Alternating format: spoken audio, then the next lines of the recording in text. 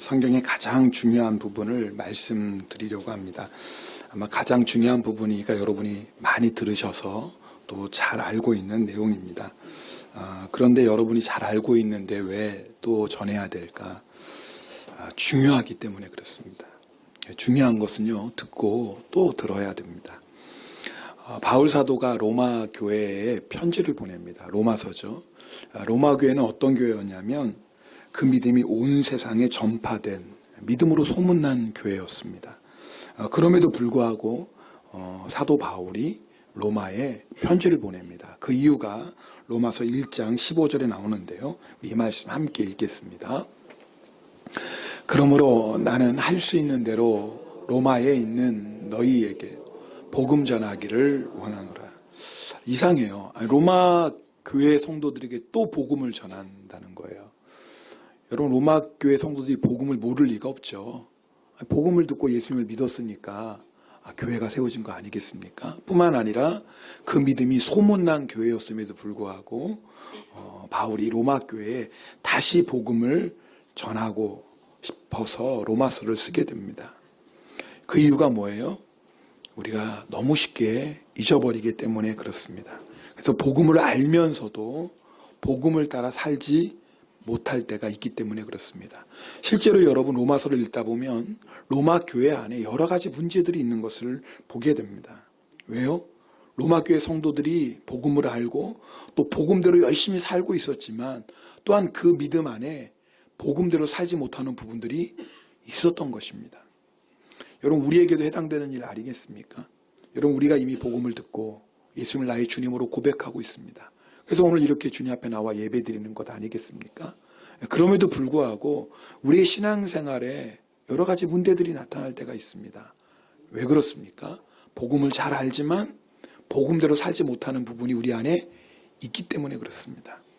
그래서 여러분 다시 들어야 됩니다.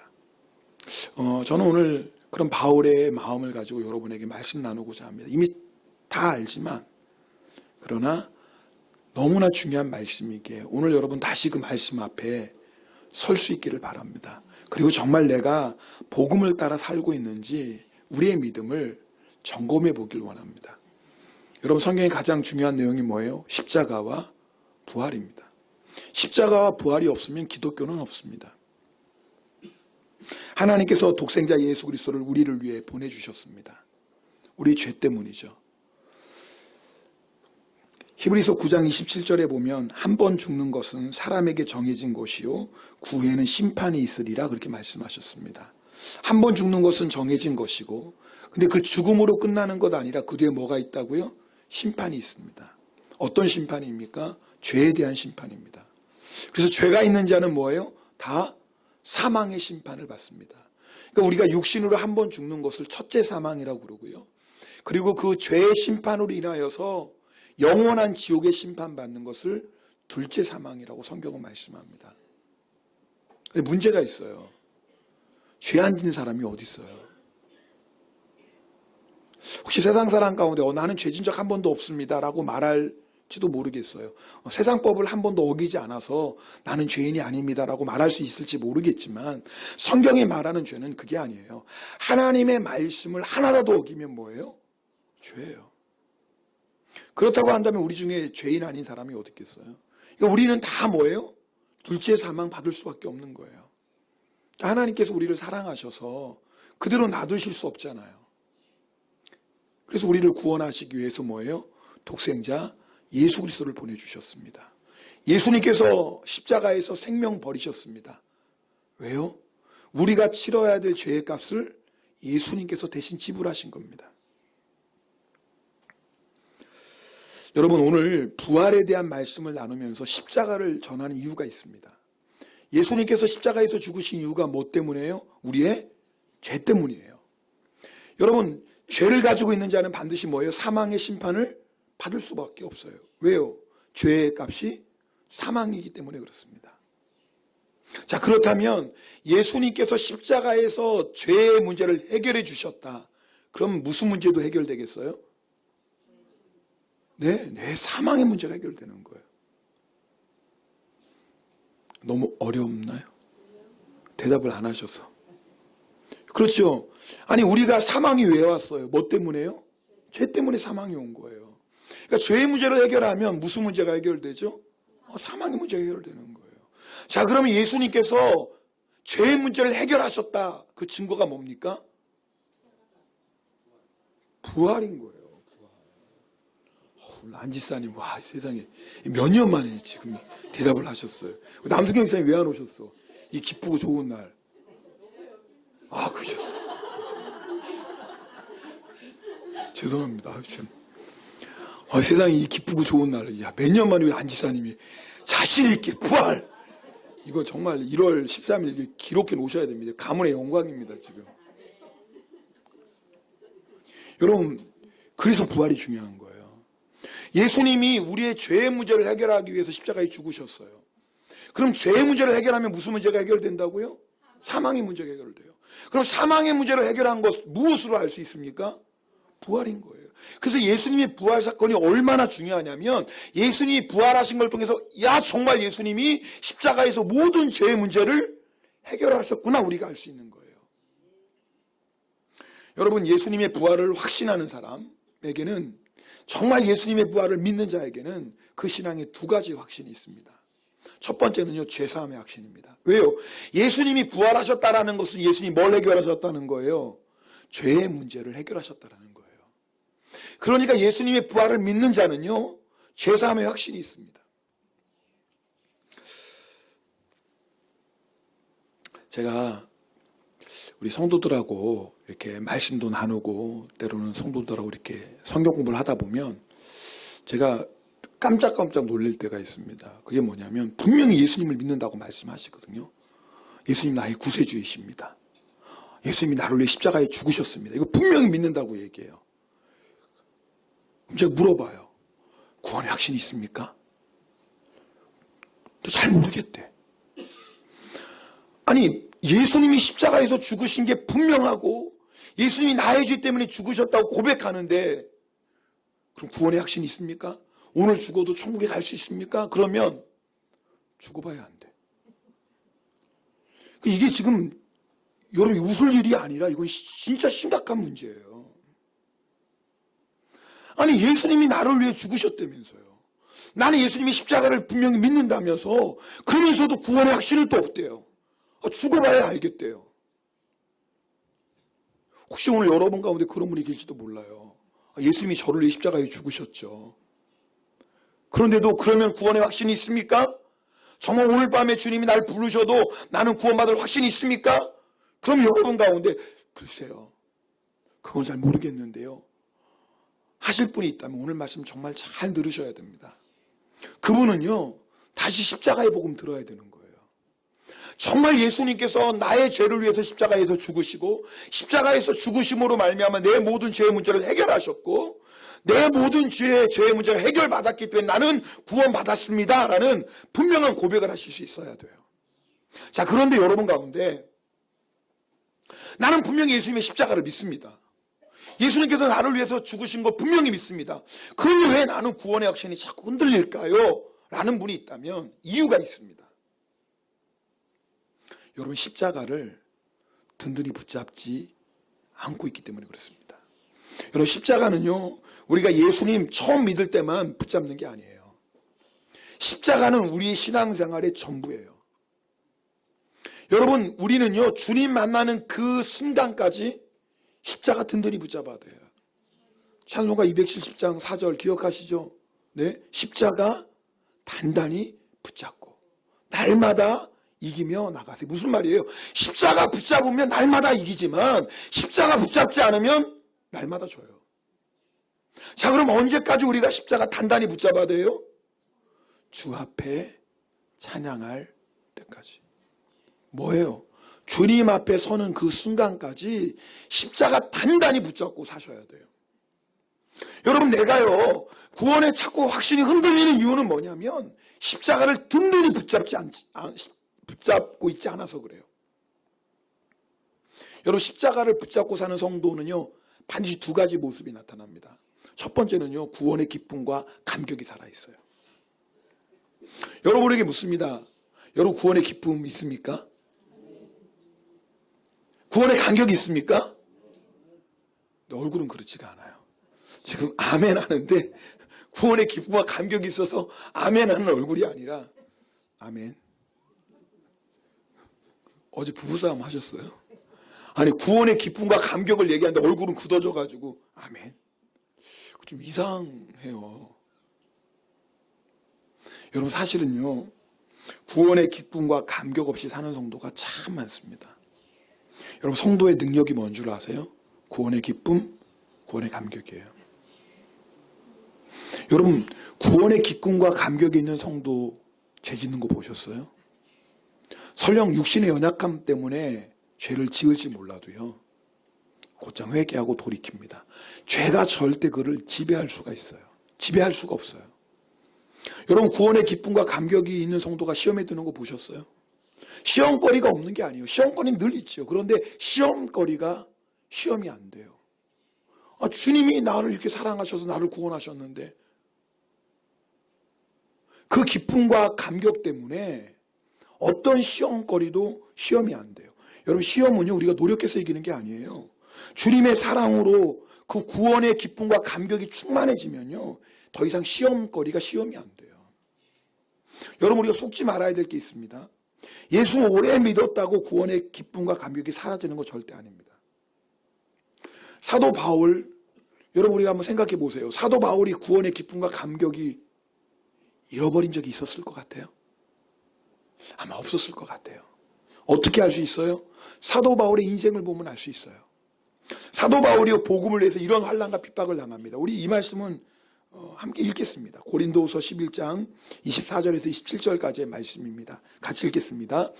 유대인들에게 40에서 하나 감한매를 5번 맞았으며 3번 대장으로 맞고 1번 돌로 맞고 3번 파선하고 일주야를 깊은 바다에서 지냈으며 여러 번 여행하면서 강의 위험과 강도의 위험과 동족의 위험과 이방인의 위험과 시내의 위험과 광야의 위험과 바다의 위험과 거짓 형제 중에 위험을 당하고 또 수고하여 애쓰고 여러 번 자지 못하고 줄이며 목마르고 여러 번 굽고 춥고 완전히 거지네요. 굶고 춥고 헐벗었어요. 여러분 바울이 어떤 사람인지 아시죠? 바울은요 인간적으로 자랑할 게 얼마나 많은 사람인지 몰라요. 그 젊은 나이에 여러분 공회드리는 의원이었죠. 가말레 학교에서 공부했죠. 게다가 로마 시민권까지 가지고 요즘 말로 하면 스펙이 대단한 사람이에요. 근데 그런 바울이요 자기가 자랑했던 모든 건 뭐예요? 다 배설물처럼 여기고 지금 이렇게 살고 있어요. 여러분 어떻게 이렇게 살 수 있어요? 구원의 기쁨과 감격이 있는 거예요. 구원의 기쁨과 감격이 있으니까요 이런 환난 이런 핍박당해도 이게 아무것도 아니에요. 이렇게 수많은 위험을 당하고 굶고 춥고 헐벗어서 정말 거지처럼 살아가는데 이 믿음의 길을 끝까지 기쁨으로 달려가요. 왜요? 구원의 기쁨과 감격이 있어요. 여러분 이게 성도의 능력입니다. 자 그러면 바울은 예수 믿고 수십 년이 지났는데도 어떻게 이렇게 구원의 기쁨과 감격이 계속 살아있을까요? 여러분 예수 믿고 시간이 지나면서 구원의 기쁨과 감격이 자연에 사라지는 거 정상이 아니에요. 이유가 있어요. 바울은 그렇게 수십 년이 지났음에도 불구하고 여전히 구원의 기쁨과 감격이 살아있는데 우리는 시간이 지나면서 구원의 기쁨과 감격을 잃어버리고 의무적이고 형식적인 신앙생활을 하는 이유가 있어요. 갈라디아서 6장 14절 말씀 함께 읽겠습니다. 갈라디아서 6장 14절 말씀입니다. 그러나 내게는 우리 주 예수 그리스도의 십자가 외에 결코 자랑할 것이 없으니 그리스도로 말미암아 세상이 나를 대하여 십자가에 못 박히고 내가 또한 세상을 대하여 그러하니. 바울이요 수십 년이 지났지만 구원의 기쁨과 감격을 잃어버리지 않고 살았던 이유가 뭐예요? 십자가. 나에게는 십자가 외에는 자랑할 것이 없다라는 거예요. 십자가를 바울은 든든히 붙잡았어요. 십자가를 붙잡고 나니까 날마다 구원의 기쁨과 감격이 있어요. 여러분 오늘 제가 십자가를 먼저 말씀드린 이유가 있어요. 여러분 우리는 십자가를 분명히 확신해야 돼요. 십자가가 분명해야지 부활이 분명한 거예요. 십자가가 분명하지 않으면 부활도 분명하지가 않아요. 그래서 부활을 말하기 전에 반드시 십자가를 먼저 확인해야 돼요. 여러분, 십자가를 확인하기 위해서 두 가지를 제가 물어보는 거예요. 내가 십자가를 분명히 믿고 있는 사람, 십자가를 분명히 붙잡고 사는 사람은요, 구원의 기쁨과 감격이 있어요. 그러니까 세상이 바울을 어떻게 못하는 거예요. 세상이 십자가를 통해서 이미 죽었어요. 바울에게는. 세상이 그 어떤 환난과 핍박이 있어도 이제 환난과 핍박이 아니에요. 바울에게는 구원의 기쁨과 감격이 살아있기 때문에 그래요. 세상의 그 어떤 환난과 핍박이 구원의 기쁨과 구원의 감격을 빼앗아갈 수 있겠어요? 바울은 십자가를 붙잡기 때문에 세상 부러운 게 없어요. 아니, 주님이 나를 이렇게 사랑하시는데 그 은혜로 내가 구원받았는데 세상 부러울 게 뭐 있어요? 여러분, 바울이 십자가를 든든히 붙잡고 있으니까 세상 무서운 게 없어요. 오늘 위험이 얼마나 많이 나와요. 강의 위험, 강도의 위험, 동족의 위험, 이방인의 위험, 신의 위험, 광야의 위험, 바다의 위험, 거짓 성경의 위험, 8가지 위험이 나와요. 그리고 두려움이 없어요, 바울 안에. 왜요? 십자가 붙잡으니까. 오늘 이 말씀 들으면서 십자가 우리가 얼마나 많이 듣는 말씀입니까? 그러나 내가 정말 십자가 붙잡고 구원의 기쁨과 감격 가운데 살아가고 있는지 오늘 확인해 보셔야 돼요. 십자가가 분명한 성도는 구원의 기쁨과 감격 가운데 있어요. 또 한 가지 있어요. 십자가가 분명한 성도는요, 용서하며 사랑하며 살아요. 여러분, 구원의 확신이 뭔 줄 아세요? 예수님께서 나 같은 죄인까지 용서하셨다라는 것을 확신하는 게 구원의 확신이에요. 여러분, 우리가 예수님 처음 만났을 때 우리를 가장 감격시켰던 게 뭡니까? 주님이 나 같은 죄인을 용서하신다라는 거예요. 저도 그랬어요. 십자가 예수님을 만났을 때 주님이 제 마음에 말씀하시는데 마치 제 마음에 하시는 말씀이 귀로 듣는 것보다 너무 분명한 거예요. 다른 말씀이 아니었어요. 내가 너의 죄를 위해서 십자가에서 죽었다. 주님이 나를 위해서 죽으셨다라는 거예요. 나의 죄를 용서하시기 위해. 여러분, 그 예수님의 말씀에 교만한 제가 거꾸러졌어요. 도대체 내가 누구라고, 나 같은 죄인 때문에 예수님이 죽으셨나. 여러분, 제가요, 그 예수님의 십자가를 붙잡고 나서 제 삶에 생긴 변화가 있어요. 용서하게 되는 거예요. 어떨 때는 물론 미워가지고 순간적으로 미움이 들 때도 있어요. 그런데 그게 정말 오래 가지 않아요. 금방 용서하게 돼요. 왜냐하면 제가 용서 못할 때 반드시 주님이 저에게 하시는 말씀이 있어요. 뭘 것 같아요? 내가 너도 용서했는데. 너도 용서했는데. 그 다음 말씀은 주님이 하실 필요도 없지요. 주님이 나 같은 죄인도 용서하셨는데 내가 도대체 누구를 용서하고 용서 말고 할 게 어디 있어요. 주님이 나 같은 죄인을 용서하셨는데. 뭐 용서는 나의 선택이 아니에요. 그 당연한 거예요. 여러분도 똑같지 않습니까? 여러분이 정말 주님의 십자가를 믿는다면 반드시 여러분에게 주님이 동일하게 말씀하실 거예요. 나는 너도 용서했다. 여러분, 우리가 날마다 드리는 주기도문 기억하십니까? 다 외우고 있죠. 우리가 우리에게 죄 지은 자를 사하여 준 것 같이 우리 죄를 사하여 주옵시고. 근데 좀 주기도문이 이상하죠. 여러분, 뭐예요? 우리가 우리에게 죄 지은 자를 사해 줬습니다, 주님. 그러니까 내 죄도 사해 주세요. 순서가 좀 거꾸로 바뀐 것 같잖아요. 근데 이게 맞아요. 왠 줄 아세요? 주기도문은 이미 예수님을 주님으로 고백하는 자들의 기도예요. 이미 주님의 놀라운 용서를 경험한 자들이 드리는 기도예요. 여러분, 주님의 놀라운 용서를 경험한 자는요, 용서할 수밖에 없어요. 그런데 그렇게 용서한 자들은요, 날마다 주님의 은혜, 용서를 날마다 새롭게 경험하는 거예요. 이런 거예요. 여러분, 만약에 제가 어떤 사람을 용서했다고 생각해 보세요. 주님, 이 사람이 나에게 이런 죄를 졌는데 주님, 제가 용서합니다. 여러분, 제가 이렇게 기도 드릴 때 제 안에 어떤 은혜의 감격이냐면, 그렇지, 주님이 나를 용서하셨지. 나는 그 구원의 감격이 회복돼요. 뿐만 아니라요, 제가 담대하게 기도할 수가 있어요. 주님, 보세요. 저도 이렇게 용서해 주는데 주님이 제 죄 용서해 주세요. 라고 담대하게 기도할 수가 있어요. 그리고 그게 믿어지는 거예요. 왜요? 나 같은 죄인도 그 사람을 용서해 줬는데, 아니 좋으신 주님이 나 용서하겠어요, 안 하겠어요? 지금 무슨 말씀인지 아시겠어요? 나 같은 죄인도 그 사람을 용서해 줬는데 주님이 내 죄 용서 안 하시겠어요? 그래서요, 주님에 대한 용서에 대한 확신과 은혜를 누리게 돼요. 여러분, 우리가 이 용서받은 은혜를 놓치고 살고 있어요. 왜 그런지 아세요? 용서하지 않기 때문에 그래요. 왜 용서가 안 돼요? 십자가 분명해지지 않아요. 여러분, 사랑도 똑같아요. 구원의 확신이 뭐예요? 주님이 나 같은 죄인을 사랑하셨다는 게 구원의 확신이에요. 여러분, 주님이 나 같은 사람도 사랑하셨는데 사랑 못할 사람이 있어요? 있어요, 없어요? 여러분도 아마 기도 가운데 그런 거 경험하셨을 거예요.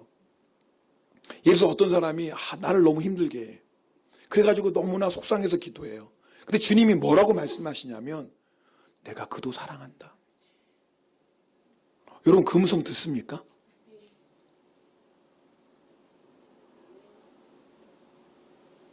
이상하다. 주님이 나한테만 그렇게 말씀하실 리가 없는데 다 그렇게 말씀하실 텐데.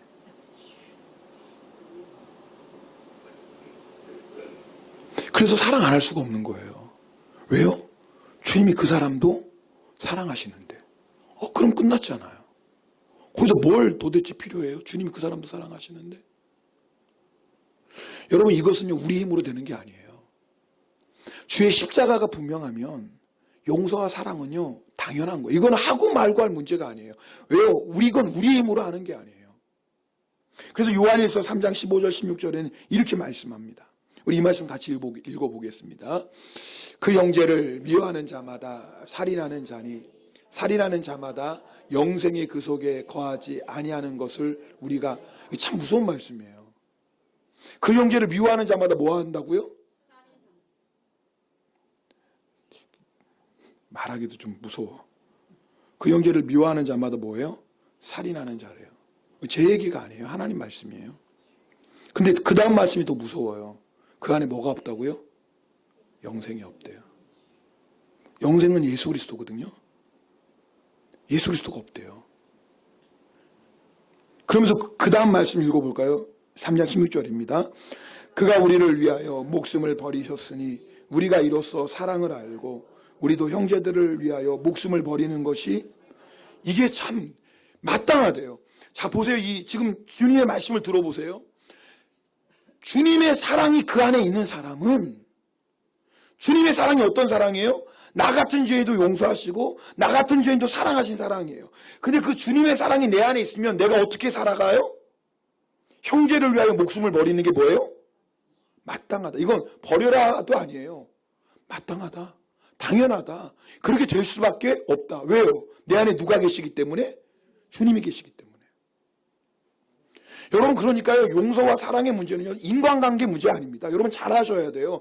용서와 사랑의 문제는 인간관계 문제 이전에 주님과 나와의 문제예요.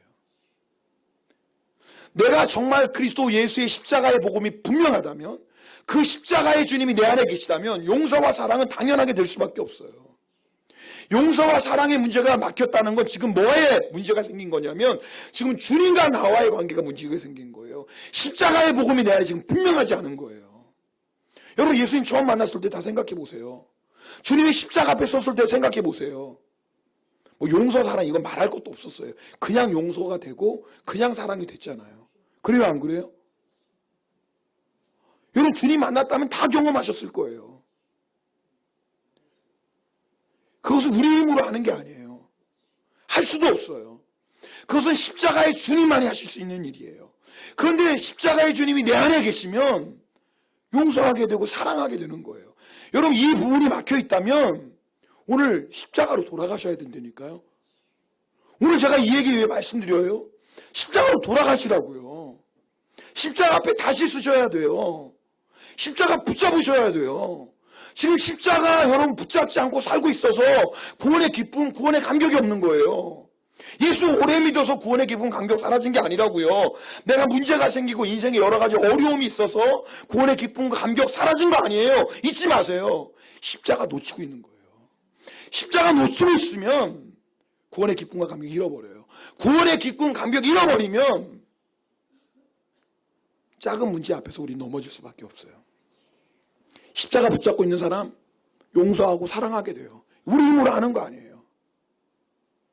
그러니까 여러분이 오늘 만약에 내가 용서와 사랑의 문제에 묶여있다 그러면 십자가 앞으로 돌아가시라 그 말이에요. 제가 여러분이 용서하십시오, 사랑하십시오 설교도 소용없어요. 여러분 몰라요? 용서해야 되는 거, 사랑해야 되는 거 다 알죠? 안 되는 걸 어떻게 해요? 왜 안 되는지를 아셔야 된다 그 말이에요. 십자가를 붙잡고 있지 않다 그 말이에요. 제가 오늘 부활에 대한 말씀을 나누면서 십자가의 말씀을 드리는 이유는 십자가가 분명해야지 부활이 분명해요. 그러니까 여러분 가운데 나는 예수님의 부활을 잘 믿지 못하겠습니다. 그것은 뭐냐면 십자가가 분명하지 않아서 그래요. 오늘 말씀이 바로 그 말씀이에요. 여러분 오늘 말씀 보면은요.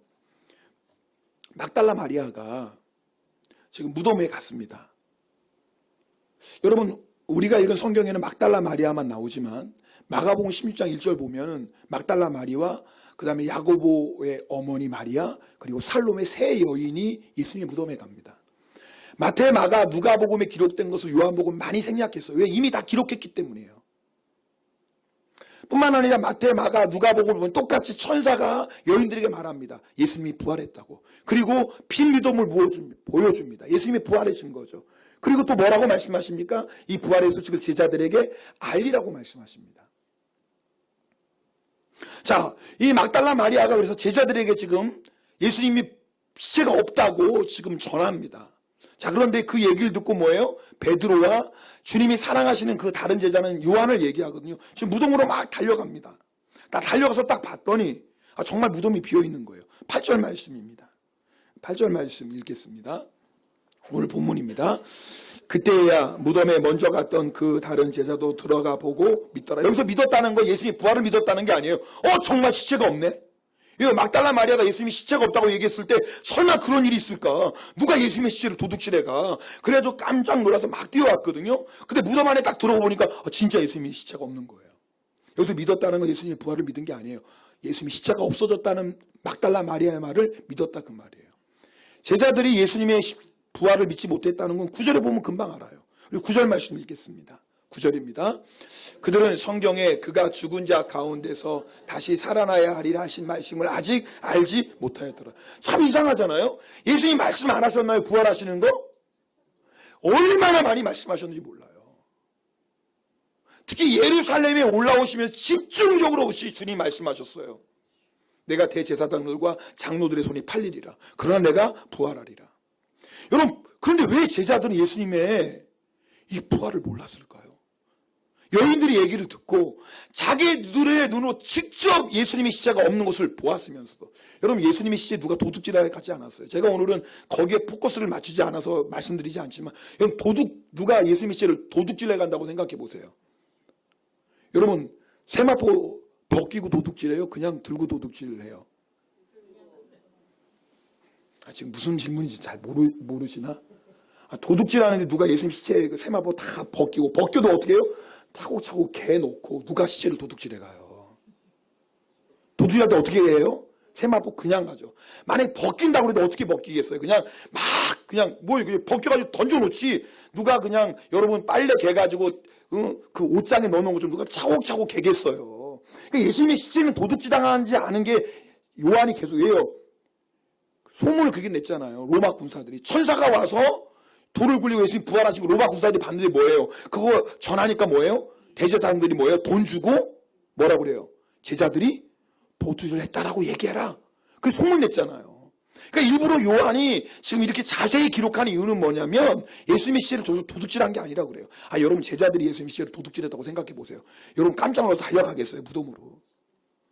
자 하여튼 오늘 말씀의 주제는 그건 아니니까요. 근데 물어보는 거예요. 도대체 제자들은 왜 몰랐을까? 왜 예수님의 부활의 소식을 듣고 자기들 눈으로 예수님의 빈 무덤을 봤으면서 왜 예수님의 부활을 못 믿었을까요? 십자가가 분명하지 않은 거예요. 십자가가.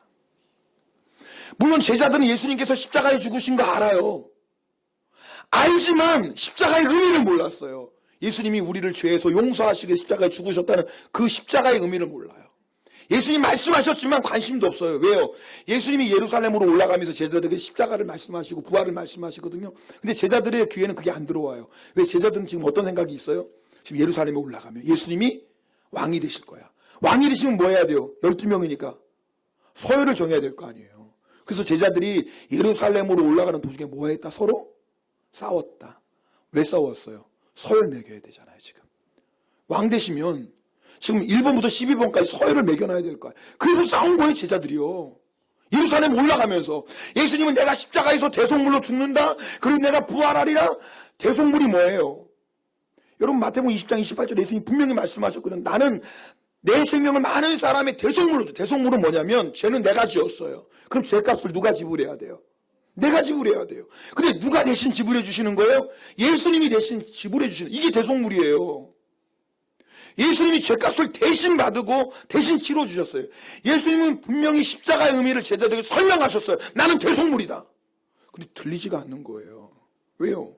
제자들 마음 안에 욕심이 가득해요. 예루살렘에 올라가서 내가 지금 한 자리 찾아야 되는데, 내가 조금이라도 서열 높은 자리에 앉아야 되는데, 그래서 싸우는데 그 예수님의 십자가의 말씀이 들리겠어요?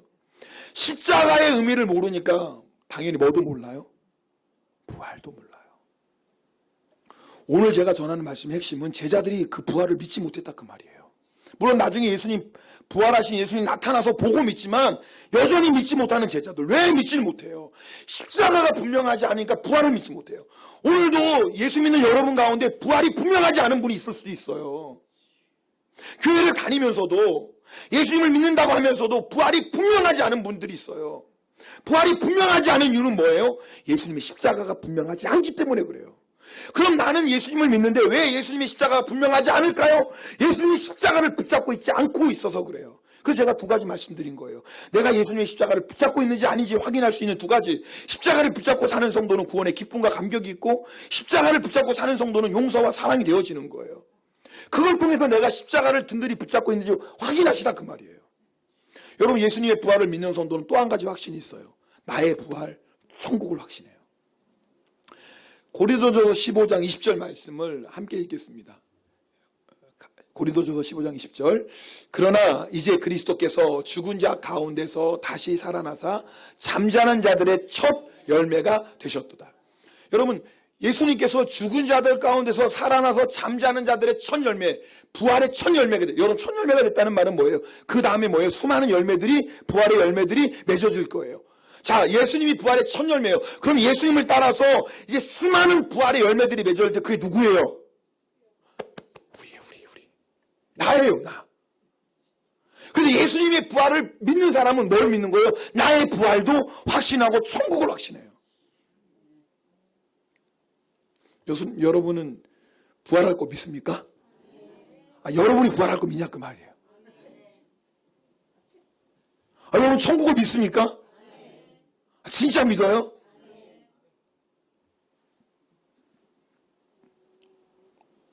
그럼 제가 말씀 가지고 확인해 드릴게요. 진짜 여러분이 부활을 믿고 천국을 믿는지.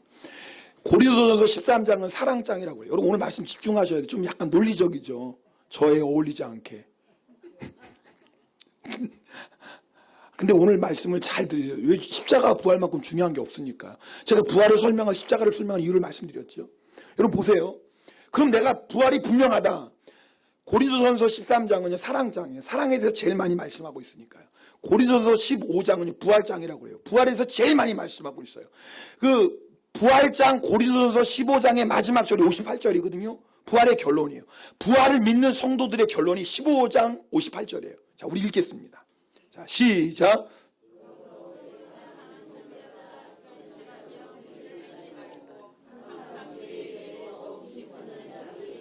자, 저를 보세요. 여러분, 오늘 여러분이 사실 이미 다 아는 말씀이에요. 십자가 부활 모르는 사람이 어디 있어요. 그러나 제일 중요한 말씀이기 때문에 여러분에게 다시 드리는 거고요. 그러니까 오늘 여러분이 먼저 십자가의 확신 분명한지 확인하셔야 돼요. 그리고 부활의 확신 분명한지 확인하셔야 돼요. 십자가가 확실한 성도는 두 가지 모습 나타난다고 그랬죠. 뭐예요? 구원의 기쁨과 감격, 용서와 사랑. 부활의 확신이 분명한 성도는 두 가지 모습이 나타나요. 첫 번째 뭐예요? 경고하고 흔들리지 않아요. 우리 옆에 사람하고 한번 얘기해 볼까요? 왜 이렇게 자꾸 흔들리세요? 시작.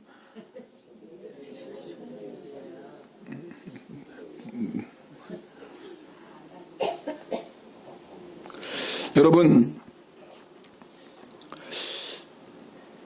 제가 목회하면서 안타까운 게요, 성도들이 너무 쉽게 흔들려요. 너무 쉽게 흔들려요. 세상 유혹에도 너무 쉽게 흔들리고, 고난이 와도 너무 쉽게 흔들리고, 사람 때문에 흔들리고, 말 때문에 흔들리고. 여러분, 왜 흔들리는 줄 아세요? 부활의 확신이 없어서 그래요. 오늘 얘기했잖아요. 고린도전서 15장은 부활장이고 부활장의 결론은 58절이에요. 이렇게 부활을 믿는 성도는 뭐예요? 견고하며 흔들리지 않아요. 다윗은요, 수많은 적들의 공격 앞에서 흔들리지 않았던 사람이에요. 우리 시편 62편 6절 말씀 함께 읽겠습니다. 같이 읽습니다. 오직 그만이 나의 반석이시요 나의 구원이시요 나의 요새이시니 내가 흔들리지 아니야. 너무 멋져요. 다시 고백하는 거, 주님이 나의 반석이십니다. 나의 구원이십니다. 나의 요새입니다. 내가 흔들리지 않습니다. 물어볼게요. 아니 그럼 주님은 다윗에게만 반석이고 다윗에게만 구원이고 다윗에게만 요새예요? 우리는 뭐예요? 그냥 허방이에요? 허방이 아니지. 무슨 말이지? 뭐라고 그러지? 뭐라고 그러죠? 갑자기 허당. 죄송해요. 요즘 한국말도 잘 틀려요. 그래서 아내가 가끔 저는 여보 당신의 언어 수준이 주선이 수준 같아요. 막 이렇게. 그러니까 제가 말하면 주선이는 알아들어요. 아내는 못 알아듣고 수준이 이렇게 떨어졌어요. 허당. 여러분, 아니 주님은 다윗의 구원, 다윗의 반석, 다윗의 요새만이 우리는 아무것도 아니에요. 주님은 우리의 반석이 되시고 주님은 우리의 구원이 되시고 주님은 우리의 요새가 되십니다. 근데 다윗은 어떻게 내가 흔들리지 않는다. 근데 우리는 분명히 주님은 나의 반석이시고 나의 요새시고 나의 구원이십니다. 근데 왜 우리는 자꾸 흔들려요? 이유가 있어요. 우리 6절 말씀 읽겠습니다. 5절입니다. 5절 같이 읽습니다. 나의 영혼아 잠잠히 하나님만 바라라. 모든 나의 소망이 그로부터 나오. 여러분, 다윗이 수많은 대적들이 막 공격해 올 때 다윗이 요동하지 않았던 이유가 뭐냐면 그 영혼이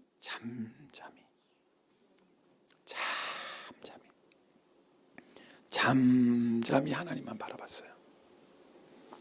여러분, 내가 부활을 확신한다고 하면서 여러분 자꾸 흔들리는 분들, 문제가 뭔 줄 아세요? 부활의 주님 안 바라보고 있어요.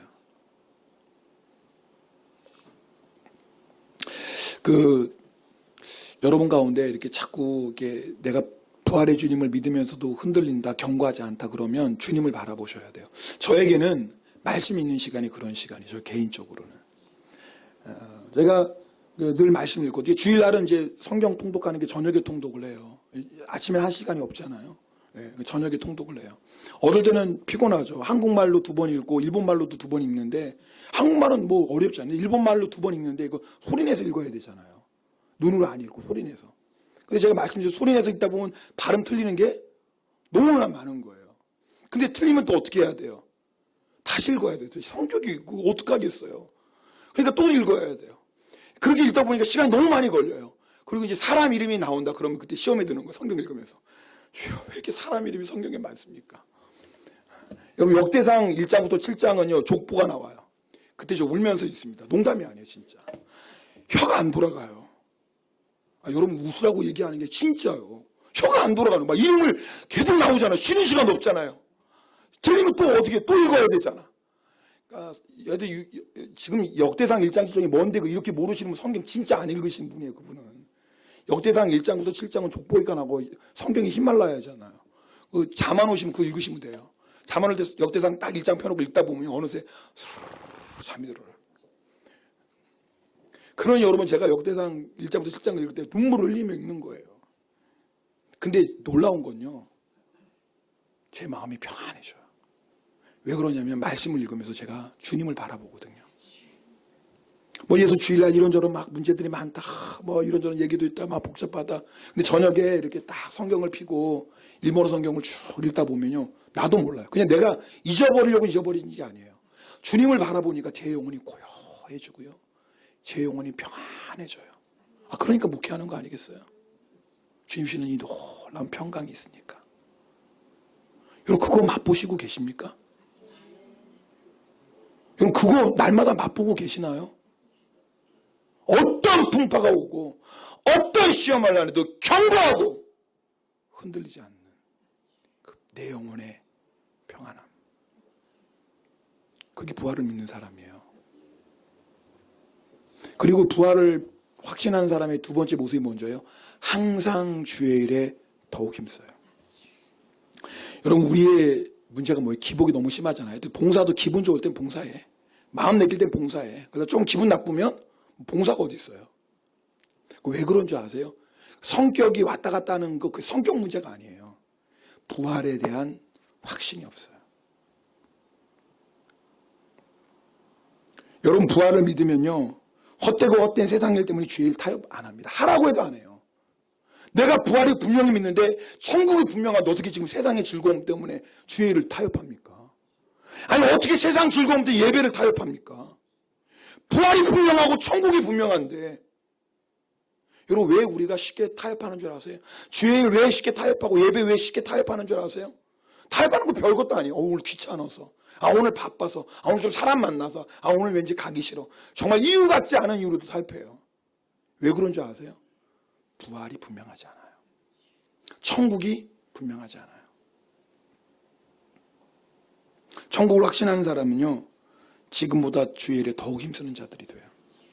어느 집사님이 오랫동안 힘든 봉사를 하는 그 모습 보고 목사님이 너무 안쓰러워서 집사님께 이렇게 권면했어요. 집사님, 지금까지 혼자서 힘든 봉사 하시느라 고생이 너무 많으셨잖아요. 그러니까 이제는 그 봉사 내려놓고 좀 쉬세요. 너무 안쓰러우니까. 근데 이 집사님이 정색을 하면서 목사님께 말하는 거예요. 목사님, 고생이라뇨. 제가 상급 받으려고 하는데. 우리 교회 실제로 이런 집사님이 계셨어요. 지금은 천국 갔지만 우리 최춘희 집사님. 그분 오랫동안 세상에서 방황했던 분이었어요. 근데 주님 만나고 나서 주일날 제가 여러분 다 돌아가면 교회 점검합니다. 그럼 끝까지 남아 계시는 분이 계셔요. 최 집사님이에요. 뭐 하는 줄 아세요? 3층 바닥 닦고 있어요. 뭐 설거지 하면 여러분 다 아시잖아요. 제일 힘든 건 바닥 닦는 거예요. 아무도 안 해요. 힘드니까. 빨리 가고 싶지 않은 사람이 어디 있겠어요. 다 집에 가서 일찍 쉬고 싶지. 왜 안 그러겠어요? 근데 그분은요, 간경화로 몸이 굉장히 안 좋으신 분이에요. 나중에는요, 손발이 퉁퉁 부었어요. 간경화 때문에. 너무 힘들어서. 제가 진짜 안쓰러운 거예요. 집사님, 하지 마세요. 됐어요. 다른 사람 하라고 그러든지 놔두세요. 집사님 몸도 지금 정상회로 힘든데, 그때 똑같이 말씀하셨어요. 목사님, 제가 좋아서 하는 일이에요. 제가 상급 받으려고 하는 거예요. 여러분, 이게 천국을 믿는 사람이에요. 말로만 나 천국 믿습니다. 아멘. 누구나 다 아멘 할 수 있어요. 근데요, 내 신앙의 모습을 봐야 돼요. 열매를 봐야 돼요. 이게 진짜 천국을 믿는 사람이에요. 여러분, 다시 한번 물어볼게요. 정말 부활을 믿고 천국을 믿습니까? 이제는 그래서 견고하고 흔들리지도 않습니까? 이제는 그래서 항상 주일에 더욱 힘씁니까? 여기서 분명히 아멘 한다면 여러분 아직 부활의 확신이 없는 거예요. 부활의 확신이 없다면 아직도 십자가가 분명하지 않은 거예요. 부활과 십자가 부활은 같이 가요. 십자가가 분명해야지 부활이 분명해요. 십자가 흔들리면 부활도 흔들려요. 그래서 오늘 부활을 설교하면서 내가 정말 부활을 믿는지 그 부활을 확신하면서 왜 제가 십자가를 이렇게 강조하냐면 부활을 아무리 얘기해도 십자가가 분명하지 않으면 부활은 흔들리게 되어 있어요. 구원의 확신이 없으면 천국의 확신도 사라져요. 구원의 확신이 없으면 요동하고 흔들려요. 어쩔 수가 없어요. 그래서 오늘 여러분이 만약에 여러분 안에 나는 십자가의 확신도 있고 부활의 확신 너무 감사해요. 그러면 지금처럼 계속 십자가 단단히 붙잡고 달려가십시오. 언제까지? 주님 앞에 설 때까지. 그러나 여러분 가운데 오늘 말씀을 들으면서 나 부활의 확신 없네. 이제 보니까 나 너무 쉽게 흔들리는 거 보니까 부활의 확신 없네. 나 천국의 확신 분명하지 않네. 내가 죄일하면서 기쁨과 감사가 아니라 감격이 아니라 내가 의무감으로 때는 불평하며 하는 거 보니까 나 이거 정말 부활과 천국의 확신 없네. 여러분 깨달으셨다면 그럼 부활을 얘기하자면 지금 뭘 붙잡아야 돼요? 십자가 앞에 나오셔야 돼요. 여러분 가운데 정말 구원의 기쁨과 확신 없다. 그럼 뭐 말할 것도 없죠. 여러분 가운데 용서와 사랑의 이 문제 아직 해결 안 됐다. 그럼 뭐 더 말할 것도 없죠. 오늘 우리 십자가 앞으로 갑시다. 십자가 앞에 가셔야 돼요. 십자가 붙잡으셔야 돼요. 그거 외에는 우리가 살 길 없어요. 오늘 제 설교 다 잃어버려도 괜찮아요. 걔 잊어버려도 괜찮다고 할 필요도 없지. 예배 끝나고 3층 올라가면 다 잊어버리잖아요. 그 사이에. 그러나 괜찮아요. 오늘 이 시간에 한 가지만 하십시다. 오늘 십자가 앞으로 가시는 거예요. 오늘 십자가 앞으로. 그리고 십자가 붙잡는 거예요. 우리 함께 찬양하겠습니다.